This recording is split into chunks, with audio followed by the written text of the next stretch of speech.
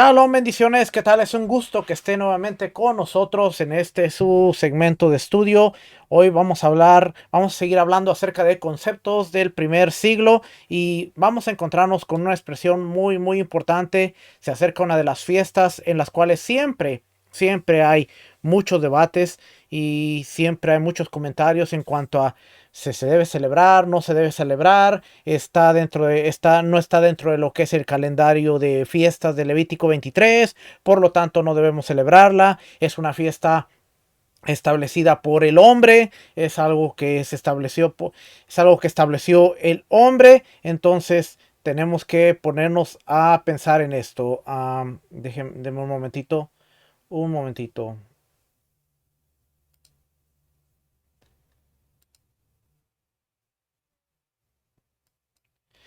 Tenemos que ponernos a pensar en realmente lo que estamos viendo a través de las escrituras. Y Hanukkah es una de las celebraciones, ya viene, en un par de semanas viene, y vamos a ver, no, pero es que eso no está dentro de lo que es Levítico 23. Y es muy cierto, pero Hanukkah sí está dentro de lo que es dentro de lo que es las escrituras. De hecho, vamos a ver algo curioso que sucede dentro de las escrituras. Y vamos a empezar por aquí leyendo el libro de Juan. Juan capítulo 10, versículo 22.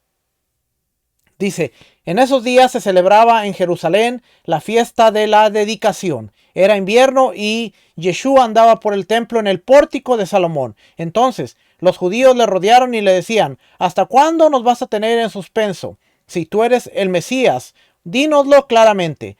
Yeshua le respondió, os lo he dicho, y no creéis las obras que yo hago en el nombre de mi Padre. Estas dan testimonio de mí. Pero vosotros no creéis porque no sois de mis ovejas. Mis ovejas oyen mi voz y yo las conozco y me siguen. Ok, sigue hablando Yeshua. Pero aquí en estos dos primeros versículos, encontramos algo sumamente interesante. Dice, en esos días se celebraba en Jerusalén la fiesta de la dedicación y Yeshua caminaba por el pórtico de Salomón. Tenemos que ponernos a preguntar, ¿qué es dedicación y qué es la fiesta de la dedicación y qué es el pórtico de Salomón? Bueno, el pórtico de Salomón, si vamos a ver aquí en esta imagen, nos dice, esta es una imagen del templo de Herodes. Segundo templo de Herodes en el monte del templo. El rey Herodes el Grande, comenzó la obra de la renovación del segundo templo aproximadamente en el año 20 o 19 antes de la era común. La expansión completa del templo, incluyendo el monte del templo, no fue terminada sino hasta el año 62 o 64, solo para ser destruida por los romanos en el año 70. Imagínense lo interesante. Este templo dura aproximadamente 80 años en construirse. Se empieza 20 años antes de la era común y dura hasta el año 62. Estamos considerando aproximadamente 82 años, un promedio de 82 años en terminarse. Herodes empieza la reconstrucción, se termina en el año 62 o 64, para que 5 años más tarde, cuando se terminó la reconstrucción, fuera destruido por los romanos. Algo sumamente chistoso, pero no le voy a hablar de eso. Lo que le voy a hablar es el pórtico de Salomón. Pórtico de Salomón, vemos que está un área aquí, está esta área que es en el sur, el área que está techada. Después vemos que hay un pórtico de Salomón en el este. Prácticamente es la estructura que recorre todo alrededor del área del templo. Aquí donde está el atrio de las mujeres, el atrio de los hombres. Y aquí lo vemos, el pórtico real, el sur, pórtico de Salomón en el este y pórtico de Salomón en el norte. Y se encuentra con el fuerte Antonia. Pero esto es el pórtico de Salomón. El diccionario, este es el diccionario Edermans, nos dice, el pórtico de Salomón era un lugar de reunión pública en el lado oriental de la plataforma del monte del templo, rodeado de filas de pilares que formaban un pórtico. Por eso se le llamaba en griego es Stoa tu Solomontos, el Stoa de Salomón. Según Josefo, se consideraba esta área como un remanente del templo de Salomón. Se dice que su expansión herodiana durante el final del periodo del segundo templo abarcaba una distancia de 15 metros, 49 pies de columnas monolíticas dobles de unos 11.5, unos 38 pies de alto. 38 pies de alto medía estas columnas, hechas de mármol blanco y que sostenían un techo impresionante revestido de paneles de cedro. Esta área con columnata del precinto del templo fue un lugar de reunión para Yeshua y sus discípulos. Juan 10:23, vemos que Yeshua andaba por ahí, así como para la iglesia o primitiva o para los discípulos de Yeshua. Los vemos en Hechos 2:46 y también en Hechos 5:12. Que estaban ahí, dice así, Hechos, y por la mano de los apóstoles se hacían muchas señales y prodigios en el pueblo, y estaban todos unánimes en el pórtico de Salomón. Debido a que la gente acostumbraba a reunirse en este lugar para discutir asuntos religiosos, cuando iba al templo por asuntos ceremoniales, era un lugar ideal para las enseñanzas de Yeshua y la ejecución confirmatoria de milagros de los discípulos. Hechos 3:11, Hechos 5:12. Actualmente no hay restos, pero algunos han sugerido, basados en un reporte del historiador bizantino del siglo VI, Procopio de Cesarea, que la iglesia de Enea, cuyos restos se han descubierto, fue construida con pilares de esta área. ¿Okay? Eso es lo que nos dice ese diccionario. Este también nos habla aquí aquí están las columnas. Miren, nos da una imagen de las columnas y el techo. Y también nos habla un poquito acerca de lo que era el pórtico. Alrededor de los atrios exteriores del templo había galerías cubiertas llamadas pórticos. La galería del este se llamaba Pórtico de Salomón, posiblemente porque una tradición afirmaba que Salomón había construido un muro similar. Tenía 1.562 pies de largo y estaba construida sobre un muro de contención arriba del valle del Kidrón. En este sector la gente tenía libertad para encontrarse, conversar y hasta enseñar. A Yeshua le gustaba caminar y hablar por ahí, y lo mismo hicieron sus discípulos después de su muerte y de su resurrección. Así es que entonces esta área que es aquí Pórtico de Salomón, muchas veces vemos que Yeshua enseñaba en el templo, Yeshua andaba en el templo, los discípulos andaban en el templo y creemos que estaban dentro de los edificios del templo. Cuando vemos que Yeshua estaba sentado en el templo, es importante entender que dentro del edificio del templo nadie se podía sentar, solamente el rey se podía sentar. Los Kohanim, los sacerdotes, no se podían sentar dentro del templo.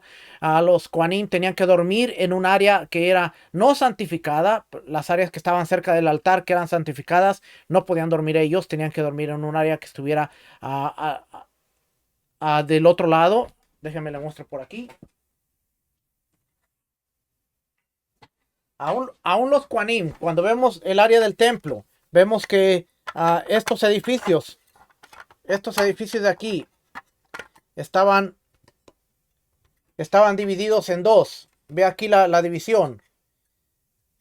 El área que estaba hacia afuera era el área que no estaba santificada. El área que estaba hacia adentro, que está pegada al altar, era santificada. Ahí no podían dormir.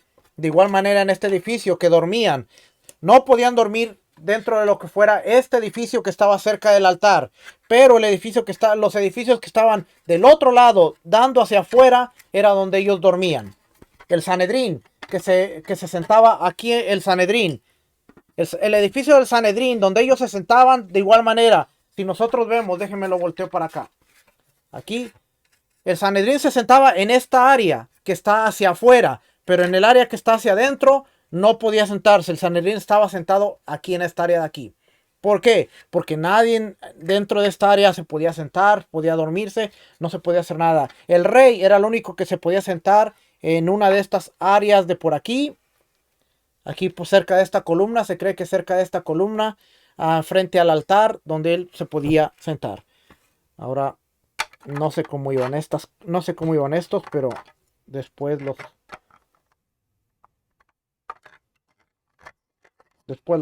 arreglo las tapas. Tienen una forma de conectarse. Después las arreglo. ¿Ok? Entonces, Entonces, importante saber ese tipo de cositas. Ya vamos a entrar a lo de Hanukkah, ¿ok? Entonces, quiero que vea usted, esto es el pórtico de Salomón. Cuando dice que Yeshua caminaba, ya sabemos en qué área estaba caminando. Vamos a regresar por aquí a la Biblia. Porque dice, era invierno, se estaba celebrando en invierno, y Yeshua andaba por el templo en el pórtico de Salomón, la fiesta de la dedicación. Si nosotros vemos qué quiere decir la fiesta de la dedicación, nos vamos a dar cuenta que esta es la palabra en Kenia. En Kenia. Vamos a ver cómo lo dice Logos. En Kenia. En Kenia. Dice dedicación, Hanukkah. Ahí está la palabra Hanukkah, ¿ve? Fiesta de dedicación, festival de rededicación. La Septuaginta usa la palabra Hanukkah. Aquí está la palabra Hanukkah. Hanukkah. Y esta se encuentra en Esdras 6:16. Entonces los hijos de Israel, los sacerdotes, los levitas y los demás que habían venido de la cautividad hicieron la dedicación. Ahí es la Hanukkah de esta casa de Dios con gozo. Esdras 6:17 también nos dice, ofrecieron en la Hanukkah de esta casa de Dios 100 becerros. So, Hanukkah es dedicación. ¿Okay? Hanukkah es dedicación. Es lo que significa. Yeshua estaba por ahí. Pero, ¿cómo llegamos a esta fiesta de la dedicación? Bueno, si nosotros leemos en el libro de Macabeos, vamos a ver algo sumamente interesante.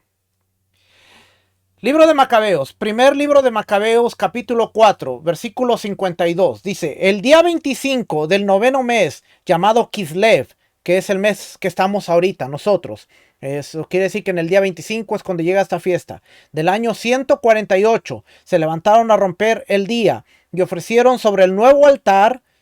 Pues estamos hablando ya los macabeos habían derrotado a los griegos y ahora están levantando el altar.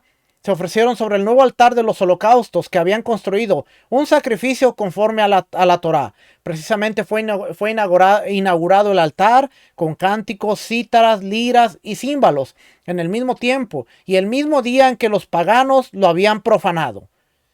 El pueblo entero se postró rostro en tierra y adoró y bendijo al cielo que los había conducido al triunfo. Durante 8 días se celebraron la dedicación del altar y ofrecieron con alegría holocaustos y el sacrificio de comunión y acción de gracias. Adornaron la fachada del templo con coronas de oro y pequeños escudos. Restauraron las entradas y las salas y les pusieron puertas.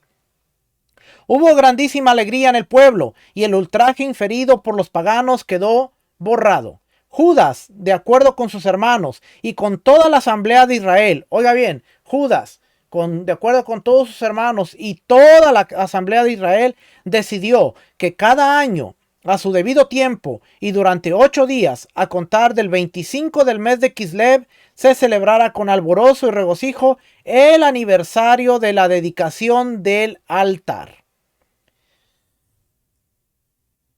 ¿Qué se celebra en Hanukkah? No se celebran los milagros, no se celebra los regalos, se celebra la dedicación del altar. Pero eso no resuelve la cuestión de por qué se le llama la fiesta de las luces. Porque si nosotros vamos a otra Biblia, de hecho se me olvidó sacar la Biblia versión actualizada, la fiesta de la dedicación. No, esta no era. ¿Dónde la vi? La nueva versión internacional. La fiesta de la dedicación. Reina Valera. Fiesta de la dedicación, dice la Reina Valera. Pero le voy a mostrar algo interesante. Fíjense lo que nos dice el segundo libro de Macabeos. Segundo libro de Macabeos en el capítulo 10. Dice, el mismo día en el que el templo había sido profanado por los extranjeros, es decir, el 25 del mismo mes que es Kislev, tuvo la purificación del templo. Lo celebraron con alegría durante 8 días, como en la fiesta de las tiendas, recordando cómo Poco tiempo antes, por la fiesta de las tiendas, estaban cobijados como fieras en montañas y cavernas. Por eso, llevando tirsos, ramas hermosas y palmas, entonaban himnos hacia aquel que había llevado un buen término la purificación de su lugar. Por público decreto y voto, prescribieron que toda la nación de los judíos celebraran anualmente aquellos mismos días. Estamos viendo que en primera instancia, Hanukkah se celebró, o los macabeos la celebraron en un formato de 8 días por la dedicación del altar, pero también porque ellos estaban haciendo una fiesta de Sukkot tardía. Y de ahí es donde viene lo que se conoce como Hanukkah, la fiesta de las luces, Hanukkah, la fiesta de la dedicación, porque la fiesta de las luces tenía que ver con lo que sucedía dentro de Hanukkah. Vamos a ver lo que nos dice este libro. Vamos a ver lo que nos dice este libro de aquí. Este libro se llama El Templo. El templo y su ministerio. El templo, su ministerio y servicio en los tiempos del Mesías. Vamos a ver la parte que dice la fiesta de los tabernáculos. Primero la fiesta de los tabernáculos, porque acuérdense, estamos viendo que nos dice que los macabeos celebraron la fiesta de los tabernáculos tardía en diciembre, porque en el tiempo en que ellos estaban celebrando o debían haber celebrado tabernáculos, estaban en las montañas escapando de la persecución. Pero cuando ellos recuperan el templo y lo rededican, es ahora que entonces están celebrando tabernáculos en diciembre. Y es lo que se va a convertir como la fiesta de Hanukkah, lo que se va a celebrar. Pero ¿qué se hacían en tabernáculos? Lo acabamos de pasar tabernáculos y acabamos de estudiar esta parte. Dice, había una ceremonia. Se llamaba la ceremonia en el atrio de las mujeres. Esta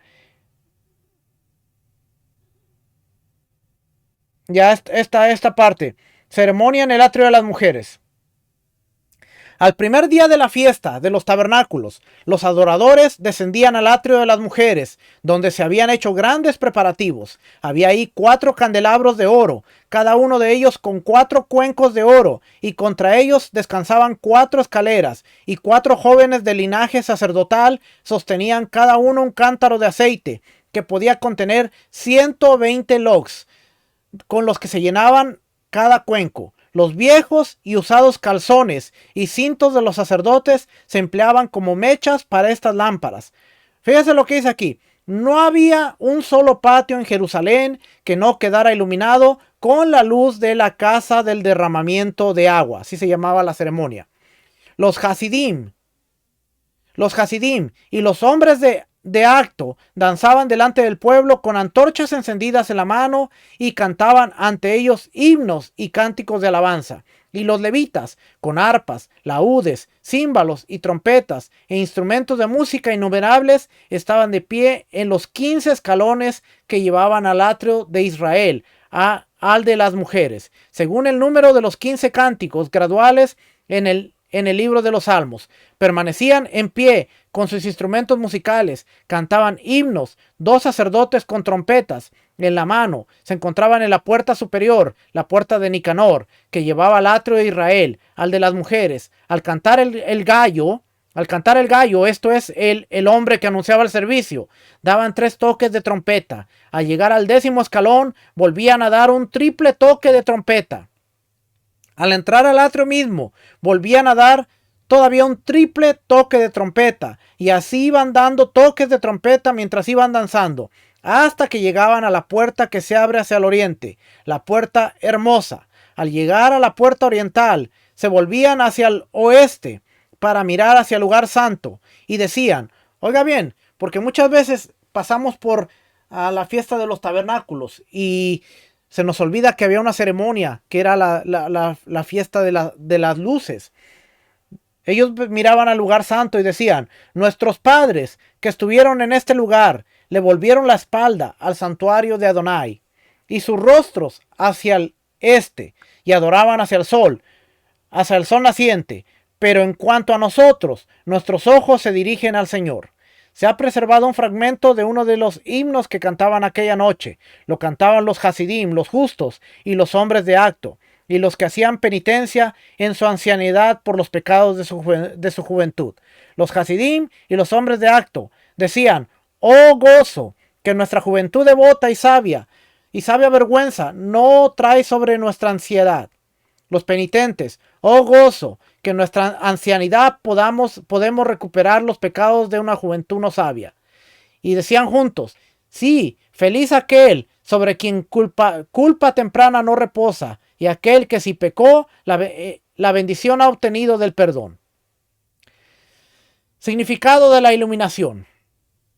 Parece evidente que esta iluminación del templo era considerado como si se formase parte del derramamiento del agua y como si tuviera su mismo significado simbólico. La luz que resplandecía desde el templo en las tinieblas alrededor e iluminaba cada patio de Jerusalén debe haber tenido la intención de ser el símbolo no solo de la Shekinah que en el pasado llenara el templo, sino también de aquella gran luz que el pueblo que andaba en tinieblas habría de ver, y que iba a resplandecer sobre los que moran en la tierra de sombra de muerte. Esto es, de acuerdo a Isaías 9:2. El pueblo que andaba en tinieblas vio gran luz, los que moraban en tinieblas de sombra de muerte, luz resplandeció sobre ellos. No podría ser, no podría ser que profecías como las de Isaías 9 y la de Isaías 60 estuvieran relacionadas con este simbolismo. En todo caso, parece que lo más probable es que Yeshua se refiriera a esta ceremonia en las palabras dichas por él en el templo, en aquella misma fiesta de los tabernáculos. Yo soy la luz del mundo. El que me sigue de ningún modo andará en tinieblas, sino que vendrá de luz a vida. Había una ceremonia. Es importante porque tenemos que ponernos a pensar que había una ceremonia. Había una ceremonia. Estoy buscando algo, ¿ok? Denme un momentito. Había una ceremonia. Y es interesante que al ver esta ceremonia, nos da a entender qué era lo que se estaba llevando a cabo con esta ceremonia de luces.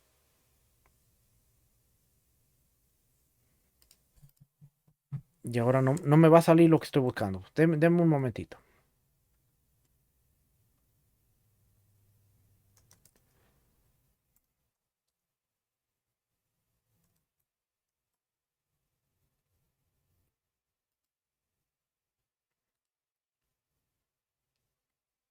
Ok.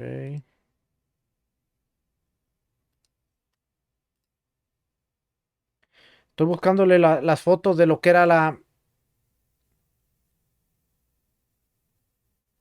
las fotos de lo que era la ceremonia. ¿Ok?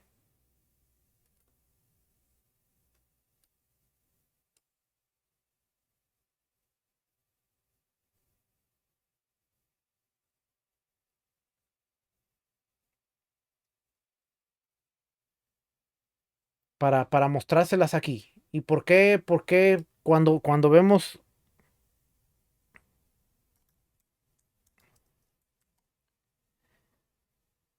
este tipo de cosas, tenemos que entender qué era lo que estaba haciendo Yeshua y qué era lo que se hacía durante el primer, durante el tiempo del templo?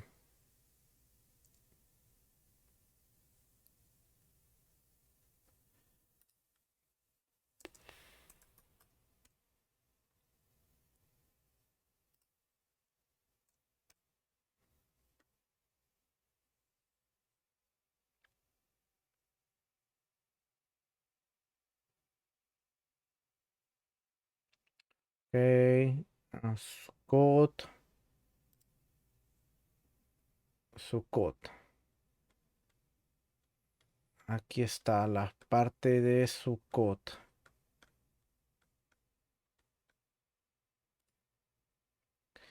Le voy a enseñar las partes de el Instituto del Templo.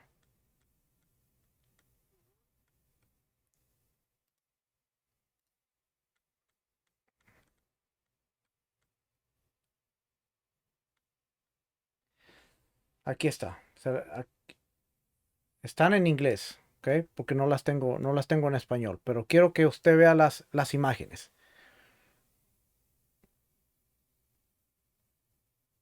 Las imágenes son lo que le acabo de mencionar de la celebración que se hacía. Aquí están el atrio de las mujeres. Aquí es donde estaban las mujeres arriba. Mientras que abajo había, estas son las antorchas que subían a encender los jóvenes.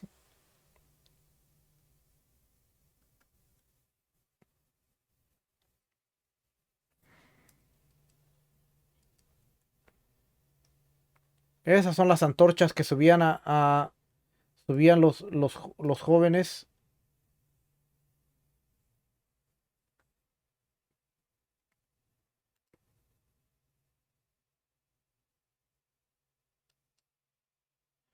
Ok, ahí lo ve.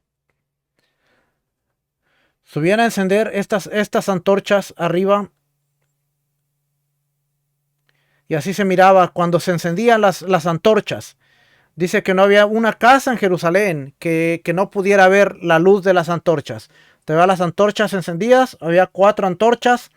Aquí había hombres con antorchas en las manos también. Y aquí están los instrumentos y los salmos que iban cantando mientras iban bajando las puertas.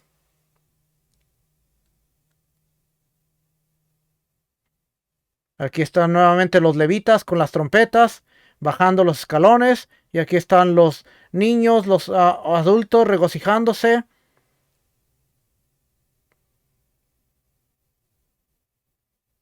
Ok, eso era. Ya aquí sigue lo que es ok,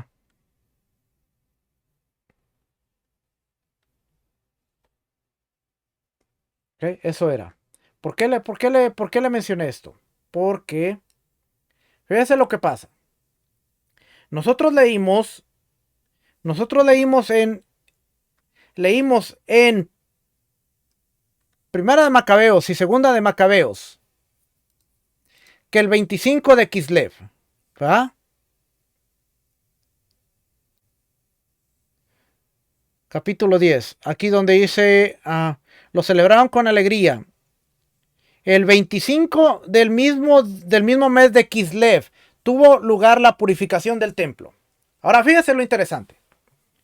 Porque en el tiempo de los macabeos, el 25 de Kislev tiene lugar la profanación del templo. Cuando entra Antíoco y pone el cerdo en el altar y pone la estatua, fue en el día 25 de Kislev. Después, cuando ellos recuperan el templo, ellos rededican el altar el 25 de Kislev. Pero ¿qué es tan importante esta fecha? Y esta fecha había estado en la Biblia antes y no la habíamos visto. ¿Será que era una fiesta, era una fecha profética? ¿Y será que quizás el 25 de Kislev sea más allá de una simple fiesta de recordatorio de Hanukkah que hacemos año tras año tras año? Fíjese lo que encontramos. Si nosotros vamos a la Biblia y vamos a ver al profeta Ageo, sucede algo bien interesante. Libro de Ageo. Ellos están regresando de Babilonia y van a empezar la reedificación del templo. Cuando ellos regresan, acuérdense, el primer templo fue destruido por los babilonios. Y cuando ellos regresan, Ciro les da permiso de regresar y más adelante ellos van a reconstruir el templo. Pero fíjense lo que dice Ageo capítulo 1. El año segundo del rey Darío, en el mes sexto, el día primero del mes, vino la palabra del Señor por medio del profeta Ageo a Zorobabel, hijo de Salatiel, gobernador de Judá, y al sumo sacerdote Josué, hijo de Josadat, diciendo: así dice el Señor de los ejércitos. Este pueblo dice: ¿no ha llegado el tiempo en que la casa del Señor sea reedificada? Entonces vino la palabra del Señor por medio del profeta Ageo diciendo: ¿es acaso tiempo para que vosotros habitéis en vuestras casas artesonadas mientras esta casa está desolada? Eso quiere decir que ellos ya habían regresado, algunos ya se habían establecido, pero la casa no había sido edificada. Ahora pues, dice el Señor de los ejércitos, considerad bien vuestros caminos. Sembráis mucho, pero recogéis poco. Coméis, pero no hay suficiente para que os saciéis. Bebéis, pero no hay suficiente para que os embriaguéis. Os vestís, pero nadie se calienta. Y el que recibe salario en bolsa rota.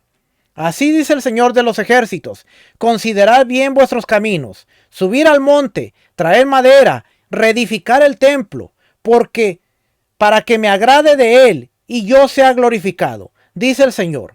Esperáis mucho, pero he aquí muy poco. Esperaréis mucho, pero he aquí hay poco. Y lo que traéis a casa yo lo aviento. ¿Por qué? Declara el Señor de los ejércitos. Por causa de mi casa que está desolada, mientras cada uno de vosotros corre a su casa. Por tanto, por vuestra casa, los cielos han retenido su rocío y la tierra no ha retenido su fruto. La tierra ha retenido su fruto. Llamé a la sequía sobre la tierra, sobre los montes, sobre el trigo, sobre el mosto, sobre el aceite, sobre lo que produce la tierra, sobre los hombres, sobre el ganado y sobre todo el trabajo de vuestras manos.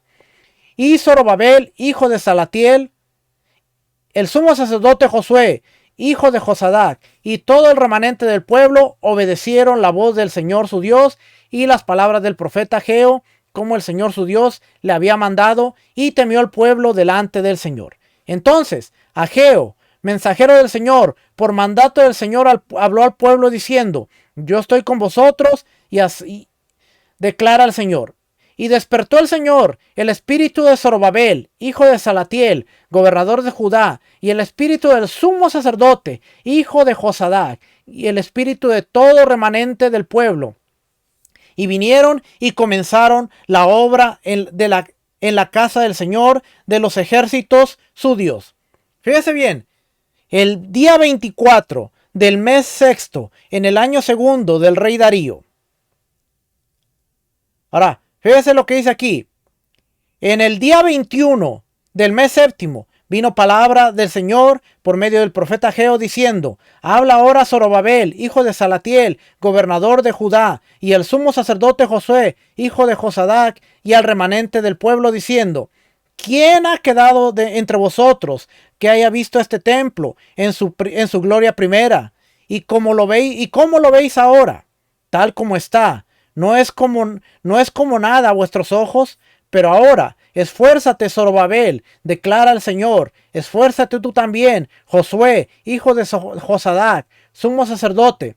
Y esforzaos todos vosotros, pueblo de la tierra, declara el Señor. Y trabajad, porque yo estoy con vosotros, declara el Señor de los ejércitos. Conforme a la promesa que os hice cuando saliste de Egipto, mi espíritu permanece en medio de vosotros. No temáis, porque así dice el Señor de los ejércitos: una vez más, dentro de poco, yo haré temblar los cielos y la tierra, el mar y la tierra firme, y haré temblar a todas las naciones. Vendrán entonces los tesoros de las naciones, y yo llenaré la gloria de esta casa, dice el Señor de los ejércitos. Oiga bien lo que estamos leyendo. Ponga atención, porque dice: una vez más, dentro de poco, yo haré temblar los cielos y la tierra, el mar y la tierra firme. Haré temblar a todas las naciones. Vendrán entonces los tesoros de todas las naciones, y yo llenaré de gloria esta casa, dice el Señor de los ejércitos. Mía es la plata, mío es el oro, declara el Señor de los ejércitos. La gloria postrera de esta casa será mayor que la primera, dice el Señor de los ejércitos. Y en este lugar daré paz, declara el Señor de los ejércitos. El día 24 del mes noveno, en el año segundo de Darío, vino palabra del Señor al profeta Ageo diciendo: así dice el Señor de los ejércitos, pide ahora instrucción a los sacerdotes. Si alguno lleva carne consagrada en la falda de su vestidura y toca con su falda pan, alimento cocido, vino, aceite o cualquier otro alimento, ¿quedará este consagrado? Y los sacerdotes respondieron y dijeron: no. Y dijo Ageo: si algún inmundo por el contacto con un cadáver tocare cualquiera de estas cosas, quedará inmunda. Respondieron los sacerdotes y dijeron: quedará inmunda. Entonces volvió a hablar Ageo y dijo: Así es este pueblo, y así es esta nación delante de mí, declara el Señor, y así es toda obra de sus manos, y lo que aquí ofrecieren, inmundo es. Ahora pues, considerar bien esto, de hoy en adelante, antes que se pusiera piedra sobre piedra en el templo del Señor. Desde aquel tiempo venía alguno a un montón de 20 medidas y había solo 10. Venía alguno al lagar para sacar 50 cántaros y había solo 20. Os herí con viento abrasador, con añublo y con granizo en toda obra de vuestras manos, pero ninguno de vosotros se volvió a mí, dijo el Señor. Pero considerad bien esto, desde hoy en adelante, desde el día 24 del mes noveno, del día en que se pusieron los cimientos del templo del Señor, considerar bien esto. ¿Está todavía la semilla en el granero? Toda la vid, la higuera, el granado y el olivo no han dado fruto, pero desde hoy, yo os bendeciré. Y la palabra del Señor vino por segunda vez a Ageo el día 24 del mes, diciendo: habla Zorobabel, gobernador de Judá, diciendo: yo estremeceré los cielos y la tierra, y volcaré el trono de los reinos, y destruiré el poder de los reinos de las naciones, y volcaré el carro, y a los que montan en él, y caerán los caballos, y sus jinetes, cada uno por espada de su hermano. En aquel día, declara el Señor de los ejércitos, te tomará a ti, Zorobabel, hijo de Salatiel, siervo mío, declara el Señor, y te pondré como anillo de sello, porque yo te he escogido, declara el Señor de los ejércitos. ¿Qué día está hablando? El día 24 del mes noveno, del mes Kislev. Este es el mes de Kislev, el día 24. Se pusieron los cimientos del templo.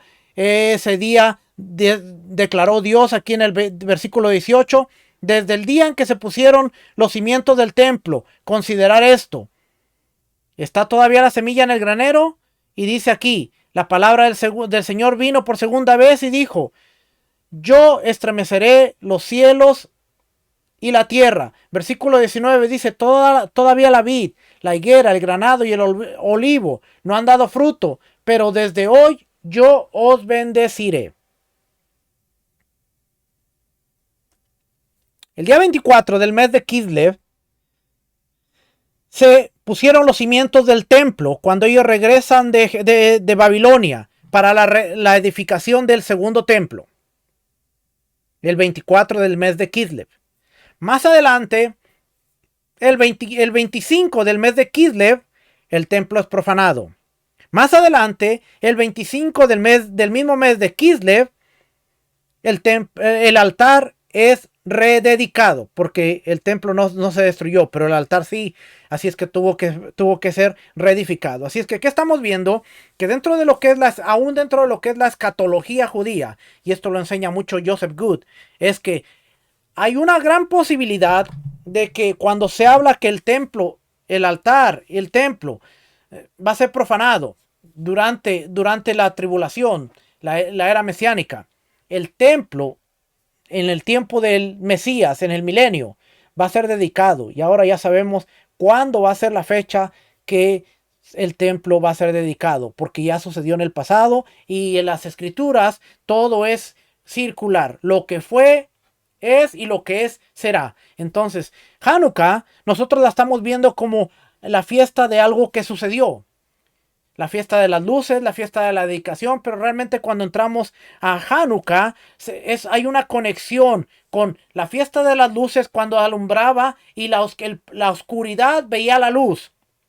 Qué interesante que el mensaje a María se cree, o a Miriam se cree que vino en el mes de Kislev.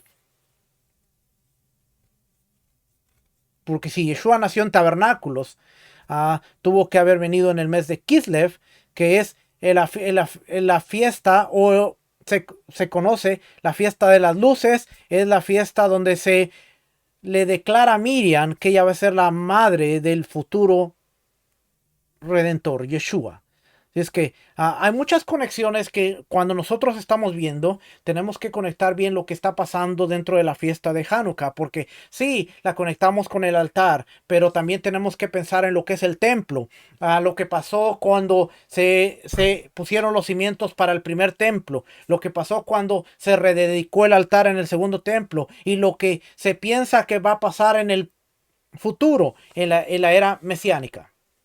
Vamos a regresar a este libro nuevamente. Espero que esas conexiones que le quería dar tengan sentido ahora para que usted vea que realmente la Biblia hay muchas conexiones y cuando decimos, pero no está en la Biblia, pero hay un evento que fue profético, que está en Ageo y dice el 24 del mes noveno. Acabamos de pasar Tishri. Tishri es el mes séptimo dentro de lo que es el calendario religioso. Después viene Heshvan y después viene Kislev. Así es que 7, 8, 9. Estamos en el 9. Sabemos que el mes noveno es Kislev. Cuando viene la profecía de Ageo, en el día 24 todavía no pasaban los macabeos, todavía no se construía el templo, se estaban poniendo los cimientos. Qué increíble que más adelante en la historia viene una profanación y viene una dedicación en el mismo día en que la palabra del profeta Ageo vino y dijo, desde este día en adelante te bendeciré porque se han puesto los cimientos de este templo.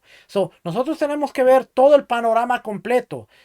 Esto es lo interesante porque cuando nosotros consideramos el templo, consideramos la escatología, consideramos la escritura, estamos pensando más allá de la cajita de, oh sí, celebramos Hanukkah por el milagro del aceite, los 8 regalitos, oh sí, el altar. No, ahora estamos añadiendo un entendimiento más allá. ¿Cuántos de nosotros realmente no habíamos visto que la fecha del mes noveno, el mes de Kislev y el día 24 estaba en la Biblia y estaba dentro de lo que era la profecía y estaba dentro de lo que era la conexión con el templo? Está ahí. Solamente tenemos que leer el libro de Ageo, que tiene 2 capítulos. Solamente son 2 capítulos en el libro de Ageo, pero que tiene mucha, mucha, mucha historia. ¿Okay? En el templo, en los días del Mesías. Vamos a ver lo que dice en la parte de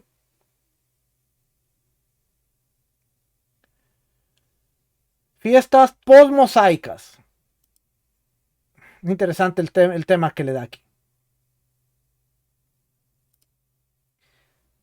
Dice, además de las fiestas mencionadas en la ley, en la Torá de Moisés, también se observan otros periodos festivos en tiempos de nuestro Señor. Se observaban otros periodos festivos en tiempos de nuestro Señor, para perpetuar la memoria de, o bien de grandes liberaciones, o bien de grandes calamidades. Grandes calamidades nacionales. Las primeras eran fiestas populares y las últimas ayunos públicos. Aunque se hace alusión a la mayor parte de ellas, si no a todas, en las escrituras canónicas, es muy difícil tomarse una idea clara de cómo se observaban en el templo. Muchas de las prácticas relacionadas con ellas, tal como se describen en los escritos judíos o como se observan hoy, son de fechas muy posterior a la de los tiempos del templo, o bien se aplican más bien a las observancias festivas en varias sinagogas de la tierra, más que a las del santuario central. ¿Okay? Y es evidente la razón de ello. Aunque los que gozan de tiempo libre pudieran gustar de ir a Jerusalén para cada fiesta, sin embargo, la mayor parte de la gente se reuniría en las sinagogas de sus propias ciudades y pueblos, excepto para las grandes fiestas.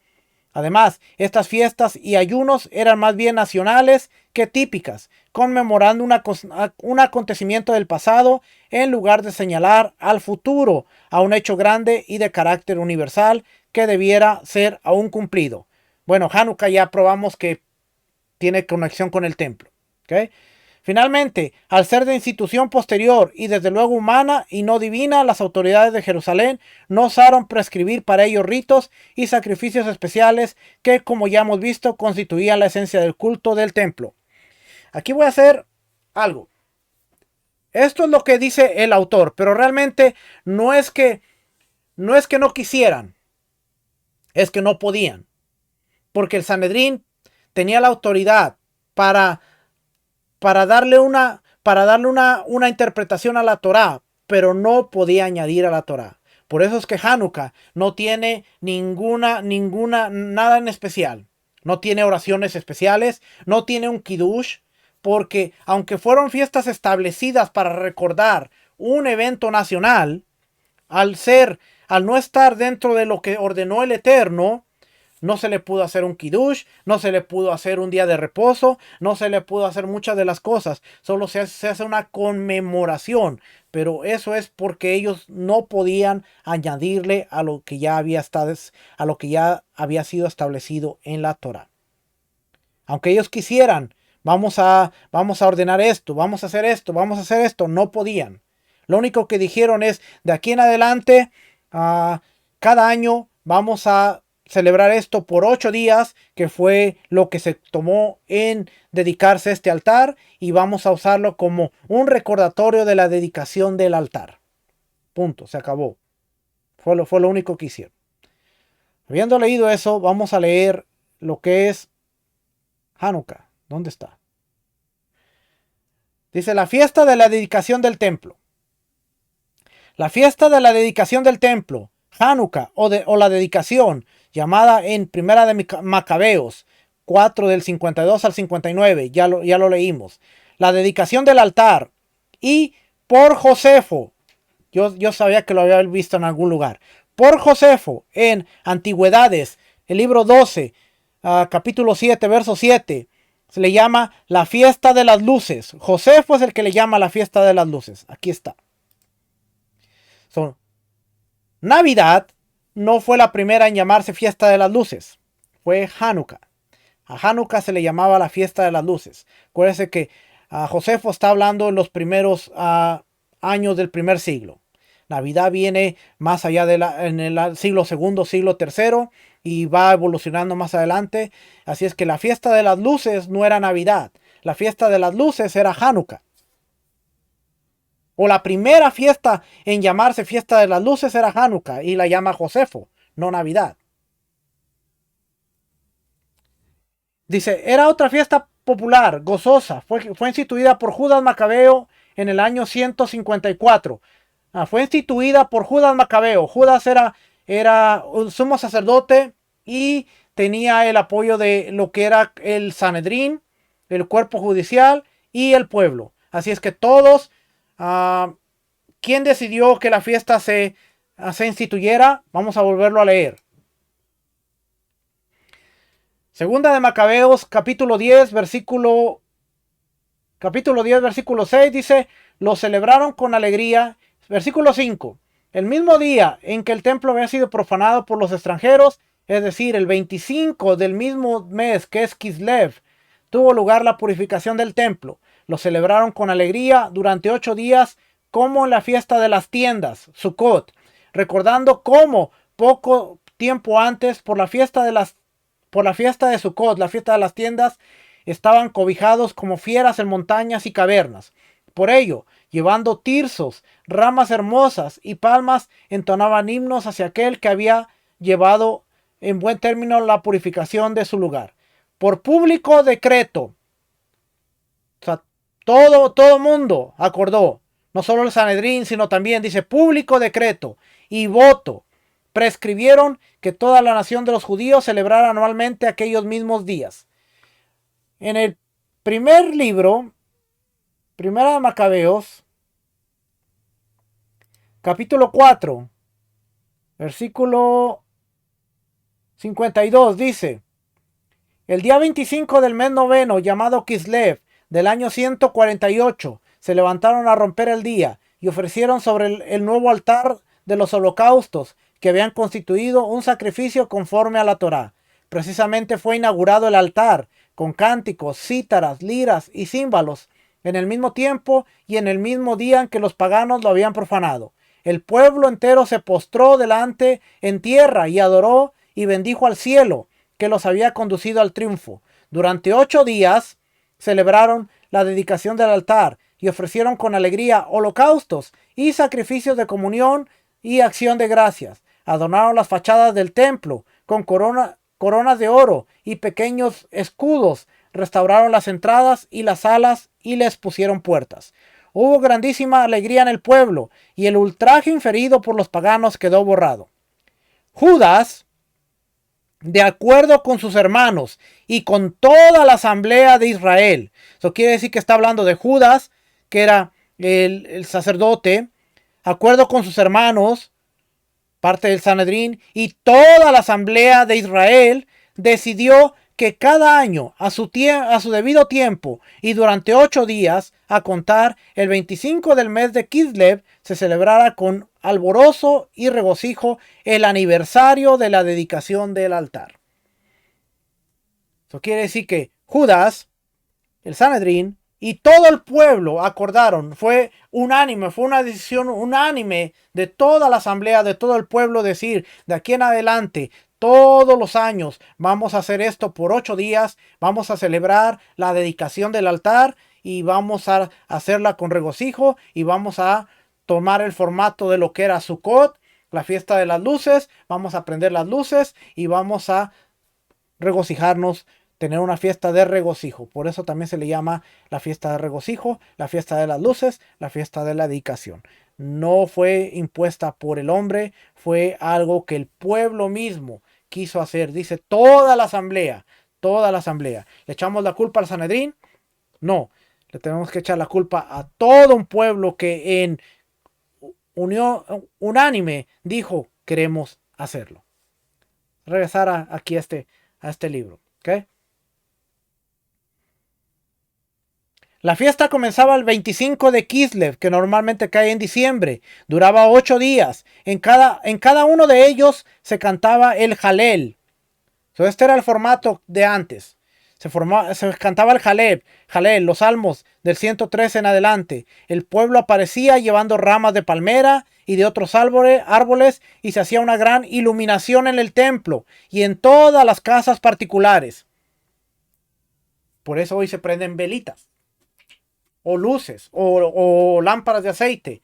No porque sea algo rabínico, sino porque esto viene del templo. Lo primero que hicieron era que prendían luces y también las prendían en las casas. Y ahora la Hanukkía toma el aspecto de prender las 8 velitas, las 8 luminarias durante toda la semana, porque de esa manera se está recordando lo que se hacía en el templo cuando se dedicó el altar y cuando se trajo toda esta fiesta de regocijo. Todas las casas particulares. Y luego ya habla, estas 3 observancias tienen una semejanza tan notable con lo que conocemos de la fiesta de los tabernáculos.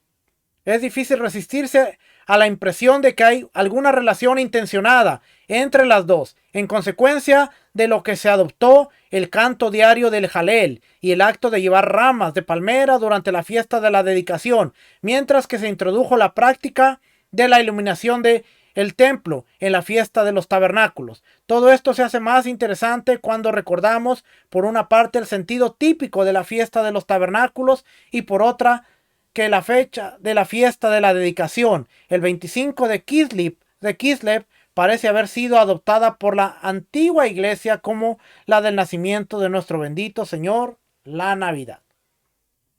¿Okay?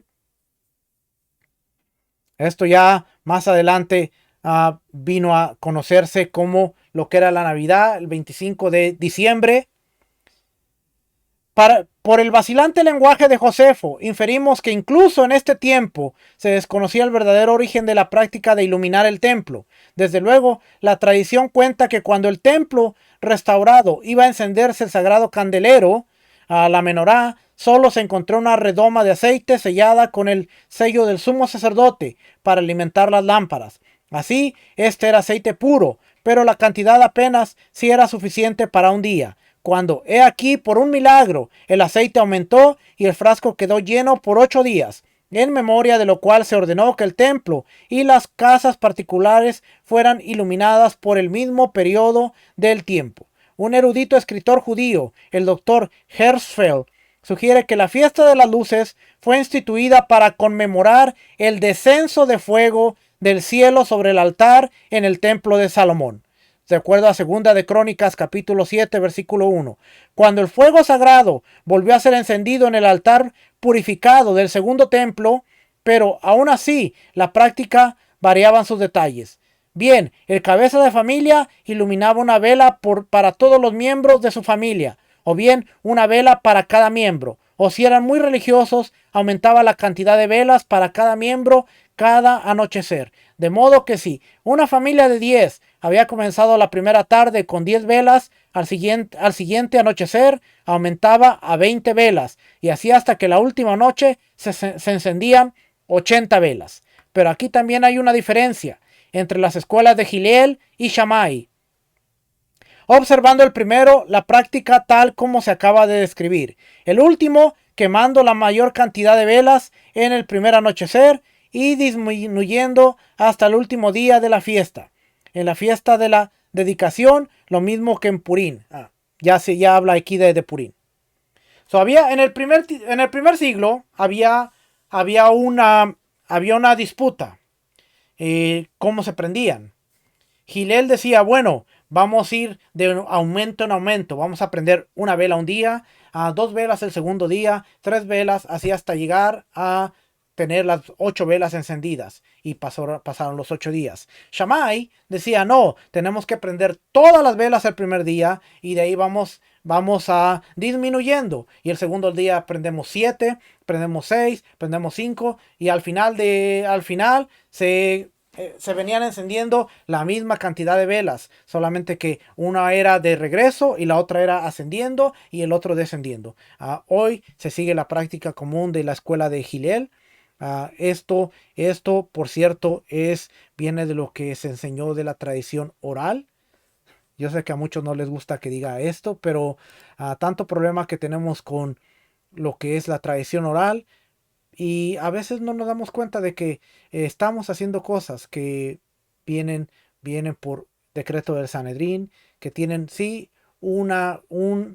tienen una conexión con lo que es el templo, una conexión con lo que es la restauración.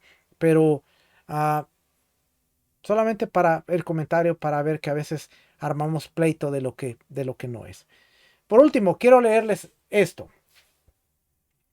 La fiesta de la dedicación, Hanukkah, o la fiesta de la dedicación, sobresale de entre las otras celebraciones de la Biblia. Esto se debe a que no se encuentra en las fiestas del Señor de Levítico 23.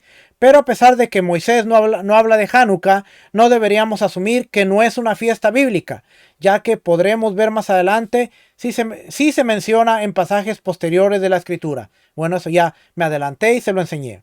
Podemos entender completamente esta fiesta. Para poder entender completamente esta fiesta hay que regresar a un tiempo tumultuoso de la historia de Israel, el periodo helenístico, alrededor del año 167 antes de la era común. Como solía suceder, el pueblo judío se encontraba bajo presión de una potencia extranjera. Unas cuantas generaciones antes, los griegos habían tomado control del mundo bajo el liderazgo extraordinario de Alejandro el Magno. Al levantar su imperio, Alejandro parecía haber unificado el mundo antiguo en un gobierno y una cultura comunes llamado el helenismo. Después de la muerte inoportuna de Alejandro, hubo una agitación política entre sus 4 generales, la cual dio como resultado la división del imperio helenístico. Los Ptolomeos tomaron el control del sur, que incluía Egipto. Los Seleucidas se hicieron cargo del área del norte, alrededor de Siria. Esto dejó a Judea atrapada entre una lucha de estira y afloja, sin tener claro cuál sería el resultado. Eventualmente, los Seleucidas o asirios, bajo el liderazgo de Antíoco IV, se impusieron y se dieron a la tarea de obtener control de las nuevas provincias. Tratando de unificar sus posesiones, Antíoco implantó una política de asimilación de la cultura helenística prevalente, sin respetar la cultura o las creencias de los pueblos capturados. Los Seleucidas exigían sumisión al estilo de vida griego. Los griegos pensaban que para que la asimilación fuera realmente efectiva, esta asimilación debería aplicarse a todos los aspectos de la vida, incluyendo el idioma, las artes e inclusive la religión. Todo tenía que ser conformado al estilo de vida y a los valores griegos superiores. No es de sorprenderse que esta política de helenización no representara gran problema para muchos de los pueblos bajo el dominio de los seleucidas. Verdaderamente los griegos eran sumamente respetados por su cultura. Inclusive muchos judíos en Judea se convirtieron al estilo de vida helenístico y abogaban abiertamente por la adherencia a él. Sin embargo, había un número bastante significativo de judíos tradicionales quienes se encontraban aterrados ante los cambios en su sociedad. La hostilidad de Antíoco y los seleucidas continuó a crecer hacia estos judíos tercos que no se convirtieron al helenismo. Por lo tanto, procedieron a tomar medidas prácticas para implementar esta política. Se les dio un ultimátum. La comunidad judía tenía que dejar sus costumbres distintivas, que era el Shabbat, las leyes kasher, la circuncisión, etc., o tenían que morir. Para demostrar intenciones, Antíoco entró con sus tropas a Jerusalén y deshonró el templo sagrado. Todo, desde los altares a los utensilios e inclusive hasta la menorá fue profanado o destruido por aquello, pero aquello era solo un principio. Antíoco también ordenó que se sacrificara un cerdo en el altar santo y colocó una imagen del dios griego Zeus como el nuevo foco de adoración en el templo. Aparte de todo eso, Antíoco se empeñó en que todos le llamaran Antíoco Epífanes, Dios manifiesto. Aquello era suficiente para causar repulsión en cualquier judío religioso. La comunidad judía rápidamente encontró la manera de manifestar sus sentimientos al respecto. En lugar de llamarlo Antíoco Epífanes, hicieron un juego de palabras y le llamaron Antíoco Epímanes, que significa Antíoco el loco. Este ataque brutal al pueblo judío y su fe no iba a quedarse sin respuesta por mucho tiempo. Los rumores de una rebelión se escuchaban por toda Judea y acabaron cristalizándose en una pequeña aldea llamada Modín. Las tropas asirias entraron en esta aldea para implementar su política de asimilación. Los soldados habían planeado edificar un altar temporal a sus dioses falsos y forzar a la población a participar en una ceremonia religiosa, cuyo clímax era comer carne de cerdo. En esta aldea vivió un sacerdote anciano y devoto con sus 5 hijos. Su nombre era Matatías, y cuando los soldados seleucidas lo escogieron para dirigir la ceremonia pagana, Matatías y sus hijos reaccionaron con indignación suficiente. Mataron a los soldados e iniciaron una rebelión en contra de los opresores. Uno de los hijos, Judá, surgió como líder y le apodaron el Macabeo o el Martillo. Como el ejército era abrumador, más numeroso y con menores recursos que el ejército de los macabeos, estos tuvieron que recurrir a estrategias creativas, apoyándose con sus conocimientos del terreno y empleando técnicas de guerrilla. Las fuerzas judías obtuvieron un éxito sorprendente. Animados por su fe, convicción de que el Dios de Israel era verdadero y fiel, los macabeos mostraron que podía lograrse lo imposible. En el mes hebreo, Kislev, alrededor de diciembre, sacaron a los asirios y retomaron el templo de Jerusalén. Ahora tenían por delante la seria tarea de restaurar la adoración verdadera de Dios en el templo. El recinto del templo se encontraba arruinado por la profanación de la idolatría siria. Los macabeos y sus seguidores rápidamente limpiaron los altares y restauraron los artículos y utensilios sagrados.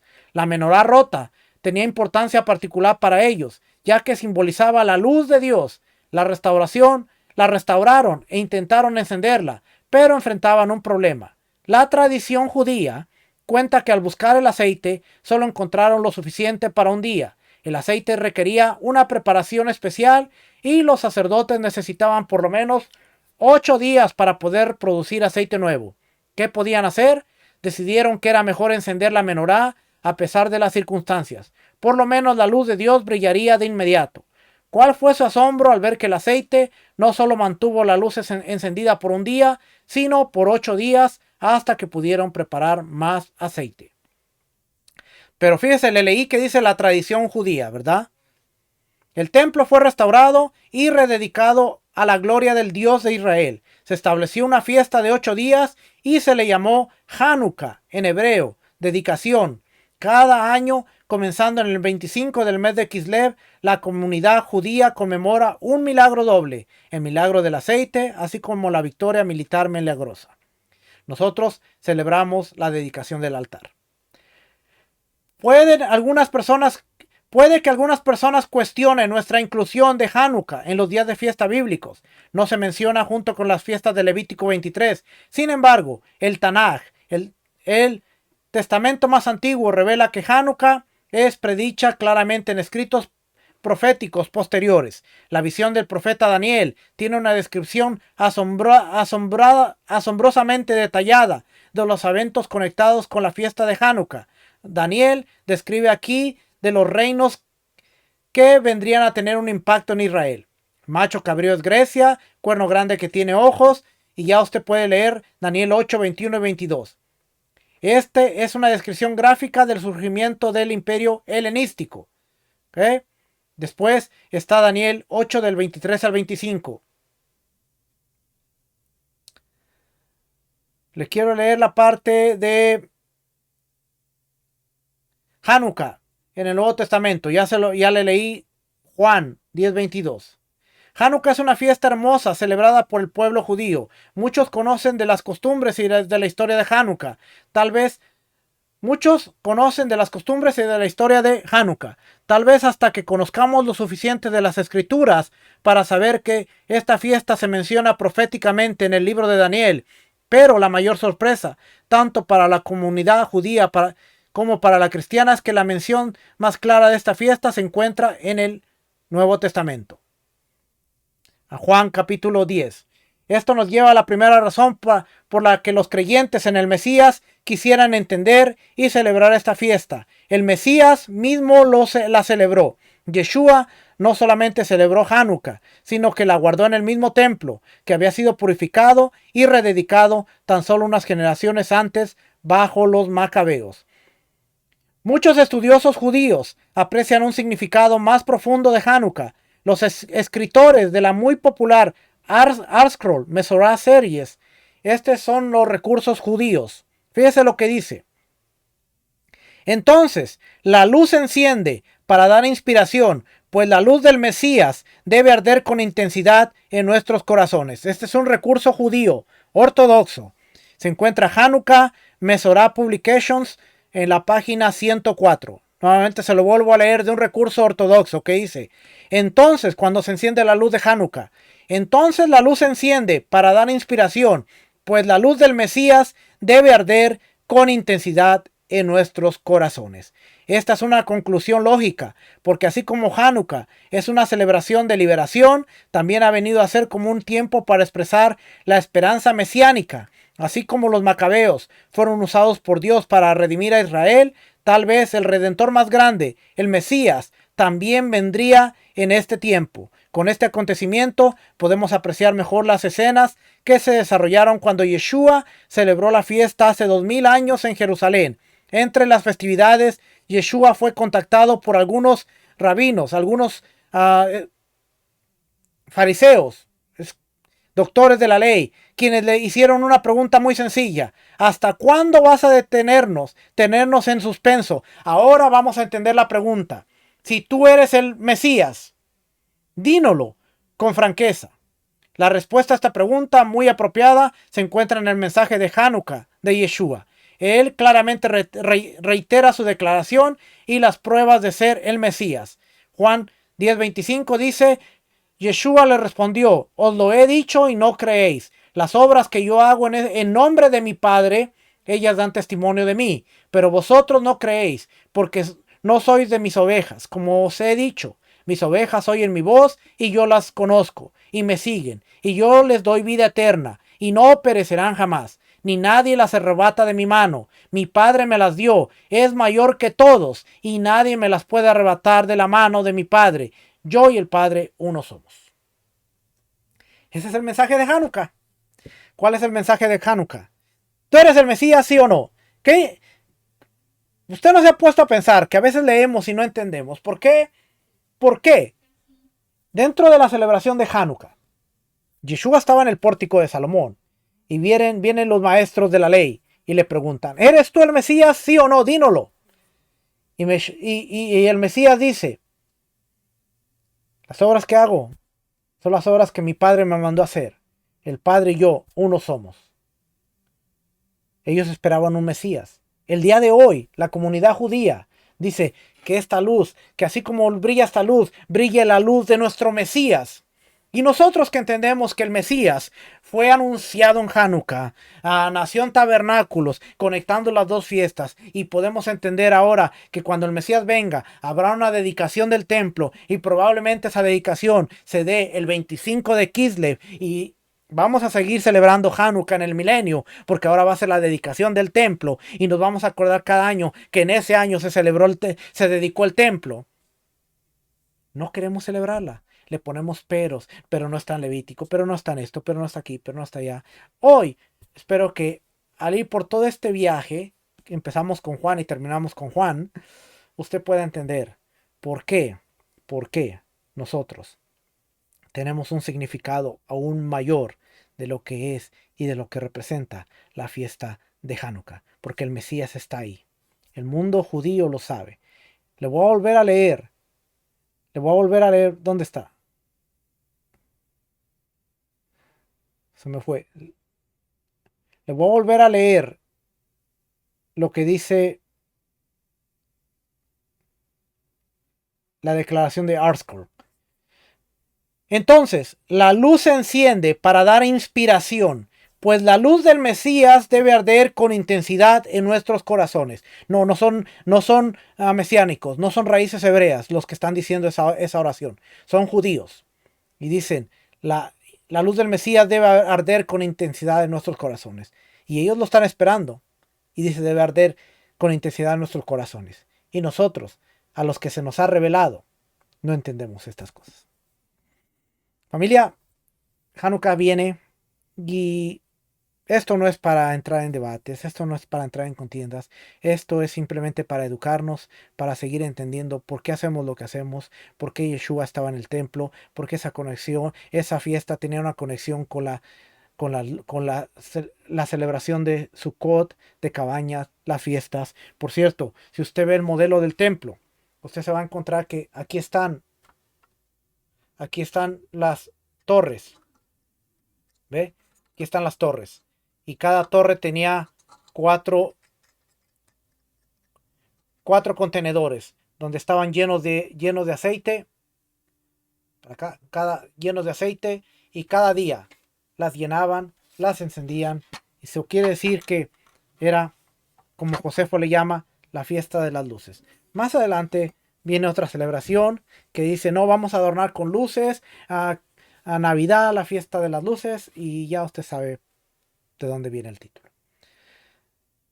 ¿Por qué viene? Por una dedicación de un altar que había sido profanado, que el Dios de Israel había sido avergonzado, pero este ejército de macabeos fue capaz de pararse, hacerle frente a un ejército numeroso y lograr una gran victoria. Y entonces ahora, año con año, celebramos la dedicación del altar, el honor de nuestro Dios nuevamente restaurado, y ahora podemos acordarnos que en un futuro, así como hoy volteamos a Jerusalén, vemos un domo de la roca, un domo dorado, no vemos un templo, pero en algún futuro no muy lejano también estaremos celebrando la dedicación de la casa de nuestro rey en la tierra, y vamos a poder gozarnos. Ahora, celebre Hanukkah, pero tenga la mira también algún día, algún día, algún día. Y entonces eso le hace pensar una cosa. Aunque no esté en las fiestas, aunque no esté en las fiestas de Levítico, porque en las fiestas de Levítico, normalmente cuando terminamos una celebración, terminamos Pesaj, terminamos Sukkot, normalmente terminamos diciendo, y el próximo año en Jerusalén.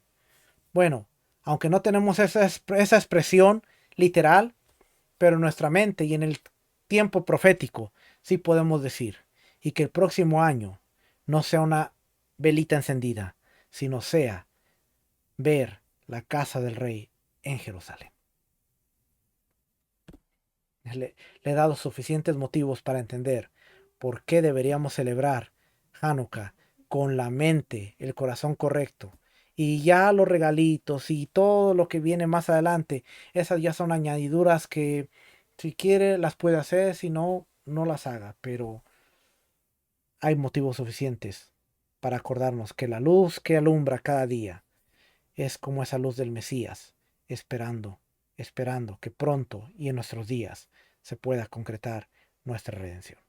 Nos vemos la próxima semana, familia, para seguir aprendiendo, seguir creciendo juntos. Que el Eterno les bendiga, el Eterno les guarde. Shalom.